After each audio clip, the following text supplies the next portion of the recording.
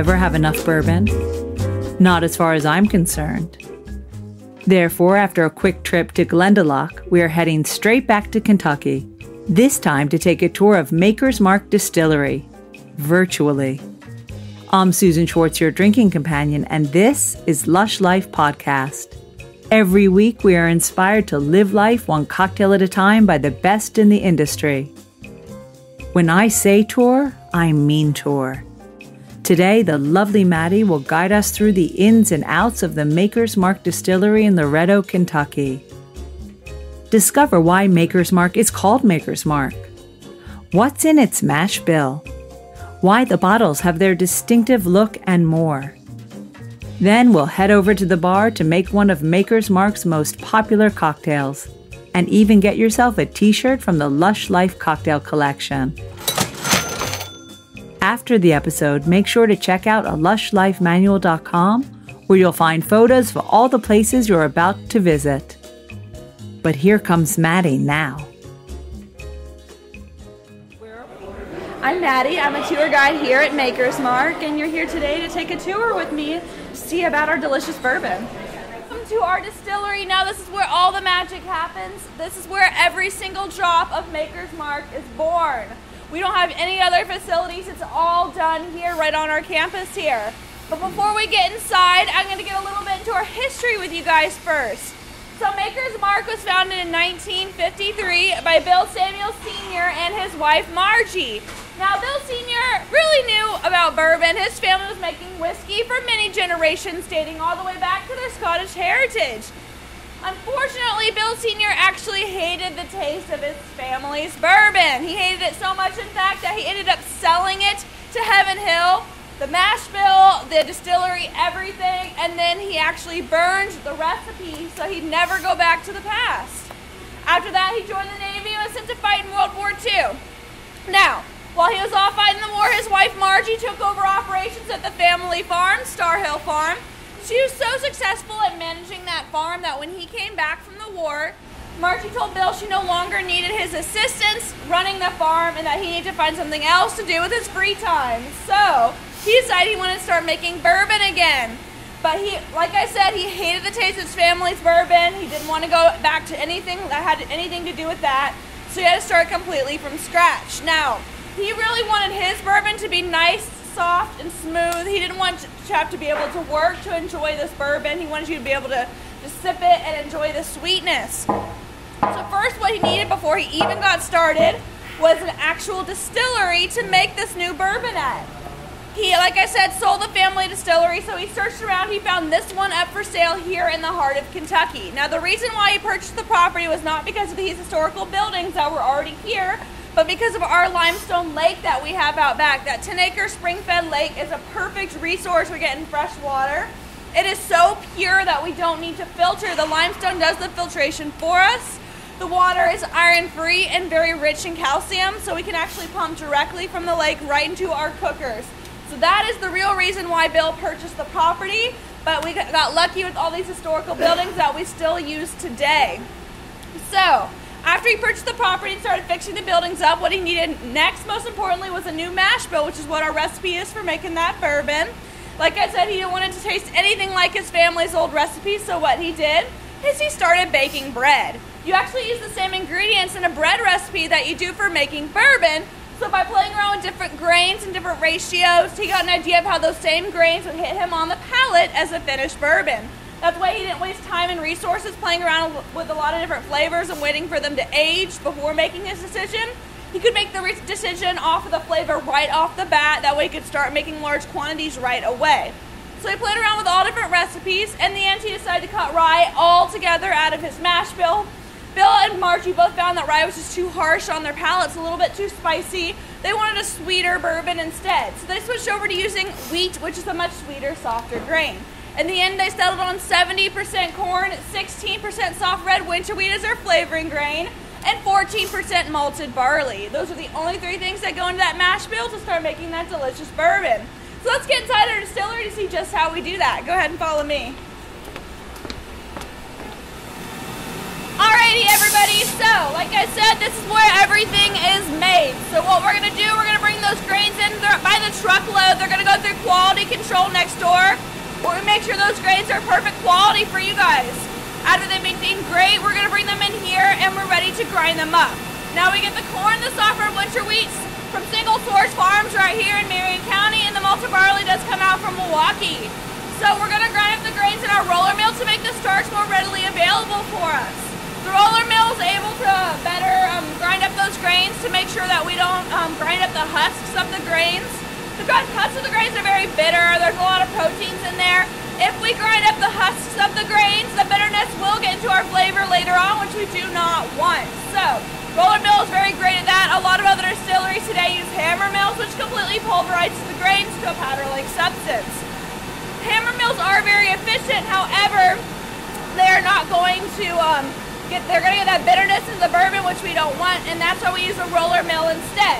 So after we grind up all the grains that we need, we're ready to cook. We actually have an atmospheric cooker right over here. We're going to pump in water directly from that limestone lake, and then we're going to add in the corn, and then we're going to bring up that to a boil.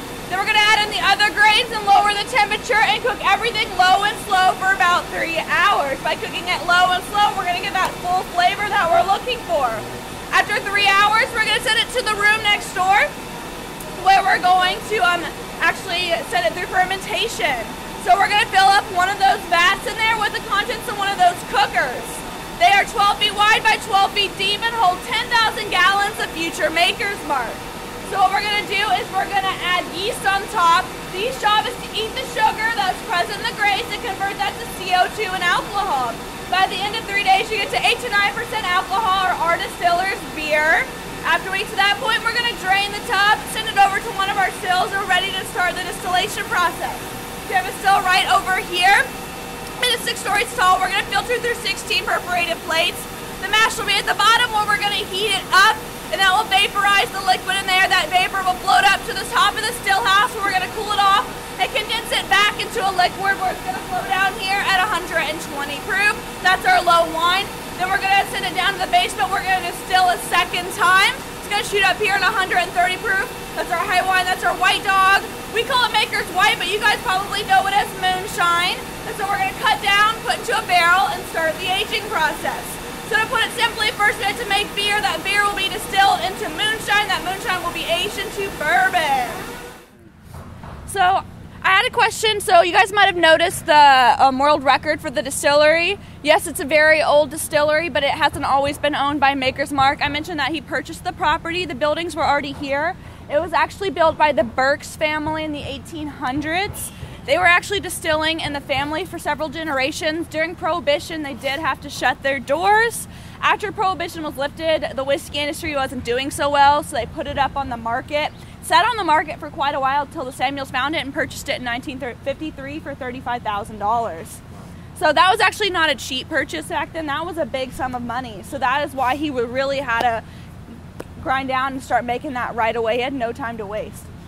I also had a question about the vats that were in the next room. Those vats date back to the late 1800s. They're made out of American cypress wood. Vats aren't made like that anymore, and we still use those in there. So there's a lot of history behind them. We only have 8 of those vats. We have several dozen more stainless steel vats in the back when we added on to the property, but there's no difference between the batches that are made in the cypress wood vats versus the stainless steel. So now that you guys know a little bit about what goes inside the bottles, I'm going to talk about the outside of the bottle. So after they were done making that first batch, they taste tested it and realized they had something special going for them. Bill said to his wife, Margie, this is great. We're going to slap it on a shelf and we're going to get rich. Margie said, not so fast, Bill. This is a brand new product. Slow down. We're going to have to market this first. Bill said, you know what? You can take care of that. I'll take care of the bourbon.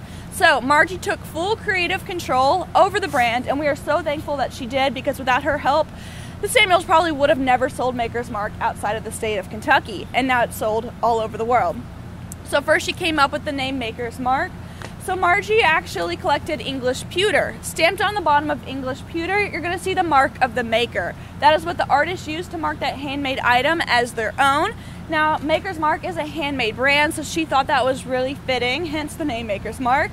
And then she came up with her own mark of the maker. You might have noticed it on the doorway to this distillery there. If you didn't notice it there, you'll see it in other areas throughout the property. The circle with the star is actually the cattle brand that they used on their family farm, Star Hill Farm. The S in the middle stands for Samuels, and the Roman numeral 4, the IV, stands for 4th generation commercial distiller, which Bill Sr. was. So they haven't changed it, even though Rob Samuels is now in charge, and he is 6th generation. So now, after she had her name, she needed to design those bottles. So she didn't want her bottles to look like every other whiskey bottle that had that squared off shape. She wanted hers to be classy and unique looking. She modeled her bottles after cognac bottles instead, that have a more roundish square shape to them, and they're also sealed with wax instead. She really liked that colorful wax, really saw it as eye-catching, so she chose to do red wax, and she really wanted her wax to drip beautifully to really make it stand out on a shelf. So by the way, Margie Samuels was a chemist. She had a chemistry degree from the University of Louisville. She created a polymer out of wax and plastic to perfectly seal those bottles, get those beautiful drips, but also has a high melting temperature. That way it doesn't melt on the trucks during transport. It stays nice and cleanly sealed. So it was modelled on what sort of bottles? Cognac bottles. What are cognac bottles? It's a type of spirit, a type of cognac. Cognac. Cognac. Sorry. That's what she That's said. how we pronounce it here. So, Yeah. We say everything like that. sorry. I was like, I don't know how to describe it. Thank you. So she also designed the Maker's Mark font that we still use today, as well as the labeling designs. Now, Margie really wanted to make every single label completely by hand, but Bill told her right off the bat, you know, that's not possible. You're gonna have to use a machine to make these. She didn't want to completely have the machine do all the work, so instead they compromised. They purchased two 1930s Chandler and Price die-cut presses to help them with the hand-making process. So they'll print out those labels in sheets. They're gonna feed them into the press, one sheet at a time, pull down a lever, and that will actually perforate the sheets, and at the end of the day they'll sit down and hand tear each and every label apart, and that's how we make all of those labels on those two machines. And that's not a gimmick. We don't have secret machines doing the work for us. It's all done in there. So we're gonna go in there, take a peek at those 1930s machines.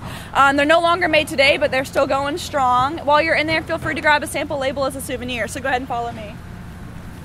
Actually, this area, you can really see the touch that Margie left and her legacy. So she chose the dark brown color. If you look at the shutters, they're trimmed with that red color, of course, and have an imprint of our bottles. They really paid attention to detail. Margie started inviting her friends and her family to come out here to basically brag about what she was doing here. Her friends were impressed and told their friends who told their friends, until people from all over the place were coming here to learn about this new whiskey that we're making. Other distilleries caught wind of our fortune that we're getting from that, and actually opened up their own tourism departments as well. And years later, the Bourbon Trail was formed. So thanks to Margie's pushing, bourbon is known all over the world. And back in the 50s, nobody really knew about it. Not that many people cared about it, except really in this little area. And now everybody knows and loves it. So thank you, Margie. So we're gonna head off to our warehouse now. It's also known as a rick house. So we're gonna see about how that bourbon is aged. So go ahead and follow me. All right, everybody go ahead and take a nice deep breath in. Yeah. So that beautiful smell in the air, that's called the angel share. So a little bit of this bourbon is evaporating out of the barrels as I speak. It's going up into the heavens for the angels to enjoy. Now, we do lose roughly 20% of our bourbon to the angels, so we make sure they're well compensated up there. And in turn, they give us perfect weather because we actually rely on Mother Nature to age our bourbon for us. You see, when the barrels are hot, they're going to expand. They're going to act like a sponge. They're going to suck the liquid inside into the grains of the wood and hold it there. Then when they get cold, which is kind of happening right now, they're going to contract. They're going to push it back into the middle of the barrel. It's going to do that many, many times over the seasons, like squeezing a sponge, till it gets to the flavor that we're looking for. A lot of other distilleries today use climate control to simulate the heating and cooling processes, but we just let Mother Nature do it for us. In the summertime, they're going to be nice and swollen, and in the wintertime, they're going to be nice and contracted. So if you guys, I know it probably smells beautiful in here to you guys right now, but in the summertime, it's even more fragrant in here because the barrels are more open and more of that angel share is allowed to escape. So The way that this process works, in order to be considered a bourbon, you have to start out with a brand new American white oak charred barrel. That's true for all bourbon. The one thing you can customize is the level of char. We use a level 3 char. It's a pretty low char. It's only on fire for about 35 to 40 seconds. Now the reason why we char, of course, is to open up the grains, caramelize the sugars, to release all those great flavors and tannins from the wood itself. That's how we flavor our bourbon. We're going to get these barrels from a cooperage right down the road, Independent Stave. They hand make all these new barrels for us. They'll bring in the trees, chop them up into staves, which are the panels on the sides of the barrels. They'll lay the staves out in the sun to weather for a year and through at least one Kentucky summer to make sure the wood's not too green. After that, they actually put the barrels together by hand. It's a pretty amazing process. And then they feed into a machine that will literally shoot a tongue of fire into the middle of the barrel, catch it on fire for about 35 seconds, roll it down the line, spray it down, and it's good to go. Now those new barrels are come over to us and we're ready to introduce it to our moonshine. So I mentioned our moonshine comes off that second still at 130 proof. You guys will get to try that today. But in order to be legally considered a bourbon, it can't enter the barrel at anything higher than 125 proof. That means we're going to have to cut it down, water it down. We actually chose to cut it all the way down to 110 proof because it helped with that more mellow flavor that we were looking for. We're going to pump it full of the 110 proof and stick it at the top of our warehouse. Then, over the years, we're going to actually hand rotate down each level till it gets down here to the bottom floor. Since we rely on Mother Nature to age our bourbon for us, we don't use climate control in any of our warehouses.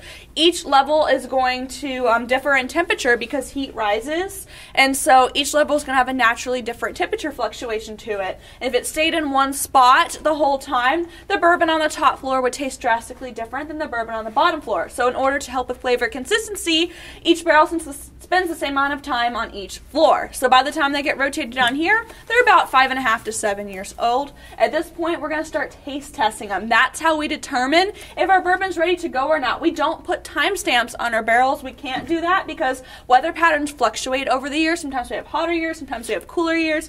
If we harvest it at the same time every single time, the bourbon is going to be very inconsistent in flavor. But one thing that we can find consistent is the actual flavor itself, so we just have to wait till it gets to what we're looking for.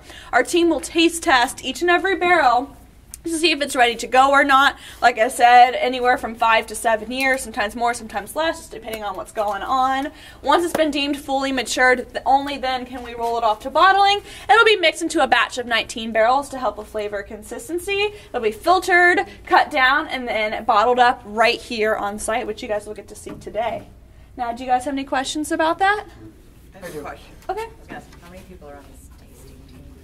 I actually don't know because it's not my department, but one thing I do, there's only a handful of people, they're chemists, so there's like a lot of science that goes into it. It's not just, I mean, the human nose and the human, tongue can determine a lot, but they also have different tools that they use to help out too when they might see something's off, but they can't determine what's off. But most of the time they can just, taste it and be like, this one's good, this one's not, and then they might have to go from there, so. Mm-hmm. Do you ever get batches that never reach that flavor profile? It does happen. We're pretty good at what we do now, so it's not a large amount, but it does happen here or there sometimes. Even though we quality inspect everything every step of the way, especially the barrels themselves, sometimes there might be an issue with the barrel, had wormholes, different things that affected the flavor. Sometimes there might have been a bad batch of, corn that we didn't catch for whatever reason. It might ruin the taste, but normally we catch that beforehand. So could be different factors over the years, but most of the time we're pretty good at what we do now. We figured it out, so. Mm-hmm. Maddie, did you mention how old this rick house is? Is this the original rick house? Yes. It was built in the 1800s. I don't have exact dates, but it's getting near 200 years now. Cool. Mm-hmm. So it's 3 levels tall, only holds 5,000 barrels. It's the original one that we're in right now. And our larger ones that have been built in more recent years hold 50,000 barrels each. So one fact that we're not super proud about here at Maker's Mark is we have run out of Maker's Mark year after year. It's very popular and we're having a hard time keeping up with demand. So we're in the process of building more and more warehouses. We're very efficient at making a lot of moonshine, but we just need places to put those all that moonshine to make our bourbon. So as long as we have somewhere to put it, we can make more and more. So 40 warehouses right now with more under construction. 40. Yes, the full size 50,000 barrels. There are more barrels of bourbon aging in the state of Kentucky than there are people, and that is a true statistic. Wow. Mm-hmm. Alrighty guys, so welcome to our cellar. Now before I get into that, just one important thing to know about Maker's Mark is we have one maturation process and one mash bill. That does not change. So if we want to change up the flavor a little bit, we gotta do that later on in the process. I'll explain that in detail inside. So for 50 years, we were only making one product in our lineup, and that is our classic Maker's Mark. Now that all changed around 15 years ago when Bill Samuels Jr. had an idea to spice up the Maker's Mark flavor a little bit. As you guys know, Maker's Mark is a very sweet bourbon, not really known for its spiciness at all. Bill Jr. actually liked a spicy bourbon. Now, he wasn't going to forsake his father and add rye into our bourbon because that's a no-no for Maker's Mark, but he found by adding some new wood to the barrel later on in the process, you could bring up some different notes out of that. So he developed Maker's 46. One important thing to know about developing Maker's 46 is it needs to be finished off for... Do I have something on me? No, I have a bee. The bee likes you too. Yeah. We're making sure that's sweet. All right, so it needs to be finished for 9 weeks in cool air. So for many years, we could only make Maker's 46 in the winter time because that's the only time our warehouses were cool enough to make it. But 3 years ago, we finally got around to building our cellar here. It's built right here in the hillside, and it's kept at a constant 50 degrees or cooler in here year-round. So in the summertime, it's definitely a difference, but once we go in there, it's not going to feel too different to you guys because it's about that temperature out here right now. And we do keep it climate controlled in there, so we do have air conditioning running there in the summer, but in the wintertime, we're actually able to turn off the air conditioning altogether. And this is where we make Maker's 46 as well as our new private select. So let's get inside and see just how we do that. Awesome. All right, so I'm going to explain a little bit of the process of making Maker's 46. It's actually pretty simple.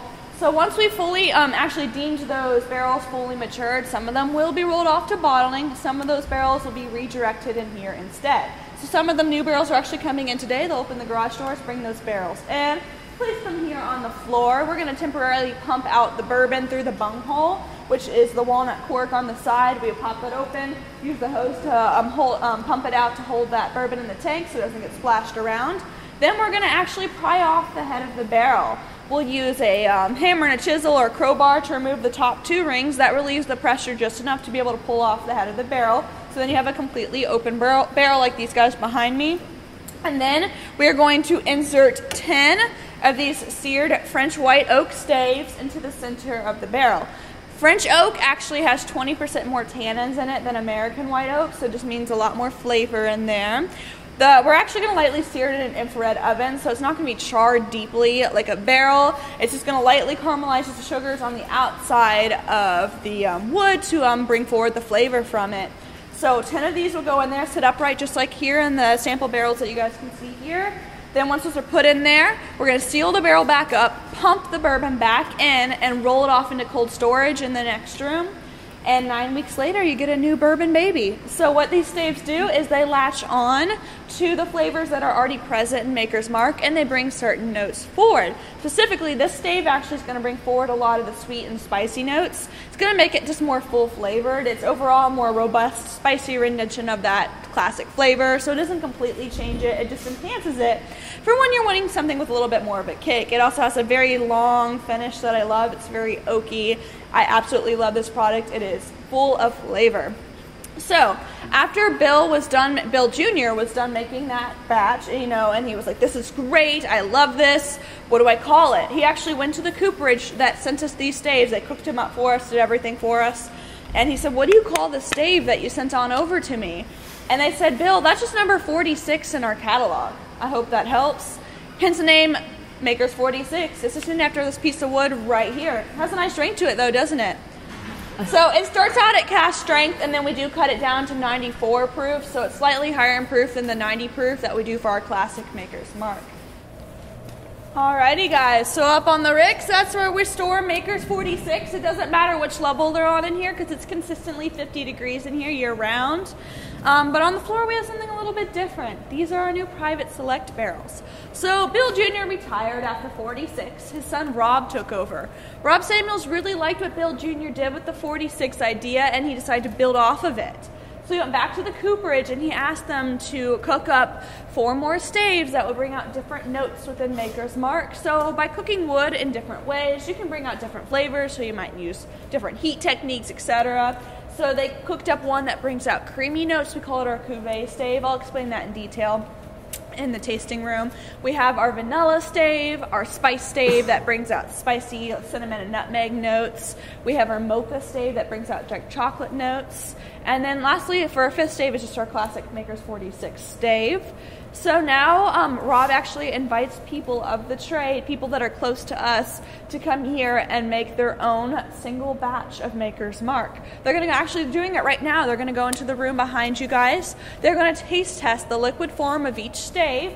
Then they're going to play with mixing and matching the different flavors together to get their own unique blend. There's 1,001 unique combinations you get out of that. After they determine which combination of 10 staves they want, the staves will go into the barrel using the same process as 46.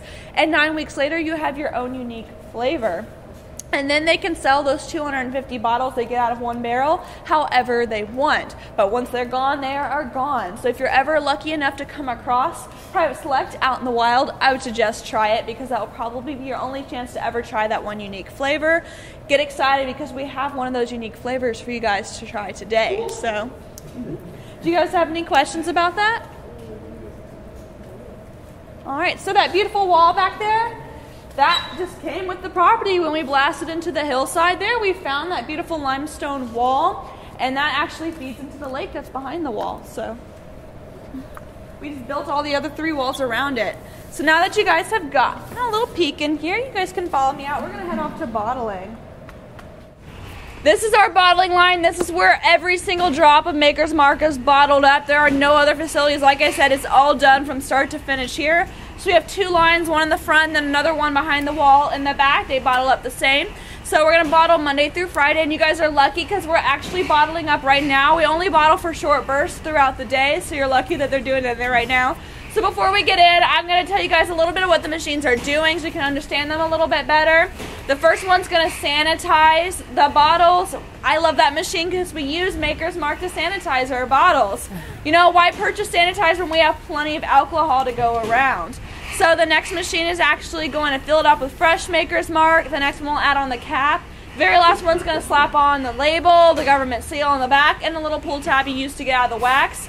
And then the rest is done by hand. So it'll be fed onto the conveyor belt where it will be hand dipped by one of our staff. And that is not a gimmick. It's all done here using Margie's technique. So let's get in there and see how we do it. After bottling, we went into the tasting, which you have to be at the distillery to experience. As we were exiting, Matty pointed out what we might have missed.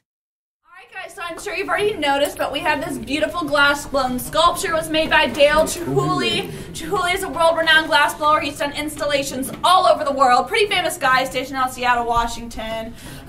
He did the Stanley Bellagio in Las Vegas, if you've heard of that. So we're pretty lucky that he came here to help us celebrate our 60th anniversary and left us with this beautiful but expensive parting gift. So the red trailing through it to symbolize our red wax strips. The blue represents our limestone lake. The yellow represents the corn, the green represents the small grains, the soft red winter wheat, and the malted barley. The amber color, of course, represents our bourbon. And then hiding throughout, we have 4 cherubs as guardians of the angel share. So thank you guys so much for coming out here. I hope you guys had a great time. Hopefully learned something new. If you have any other questions, I'll be hanging out in the back of the gift shop. And now you guys can dip your own bottles if you want. So have a lot of fun. Thank you. Thanks so much to everyone at Maker's Mark and Kentucky Tourism who arranged the tour. Needless to say, I bought my very own bottle of Maker's Mark Private Select that you can only get there, plus a few Maker's Mark cherries to go into our cocktail of the week. Can you guess what that might be? Of course, our cocktail of the week has to be the one iconic bourbon recipe we haven't had on the show, the Manhattan. Made, of course, with Maker's Mark. Maker's Mark 46 to be exact. All you need are 4 simple ingredients: bourbon, sweet vermouth, bitters, and a cherry. Start with 2 parts Maker's Mark 46 bourbon in a mixing glass filled with ice. Add 1 part sweet vermouth, Then 2 dashes of Angostura bitters.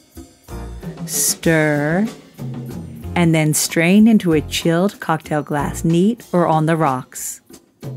Then finish it off with a cherry, a Maker's Mark cherry if you have one. As always, you'll find this recipe and all the cocktails of the week on lushLifeManual.com, where you'll also find all the ingredients in our shop.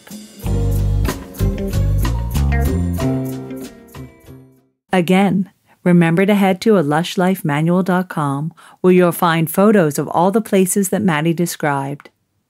Then go ahead and order a Manhattan t-shirt from the Lush Life merch cocktail collection. Next time, we'll be heading into the English countryside, where our guest will introduce us to an award-winning gin, but only after we've heard his story. Until next time, bottoms up. Thanks for listening to the Lush Life podcast. For more information and links to everything you've heard, plus a whole lot more, please visit lushLifeManual.com. Always remember the wise words of Oscar Wilde. All things in moderation, including moderation. And always drink responsibly. Okay, I said that last part. Theme music is by Steven Shapiro and used with permission. Lush Life is produced by Evo Terra. And I'm your drinking partner, Susan Schwartz. I'll see you at the bar.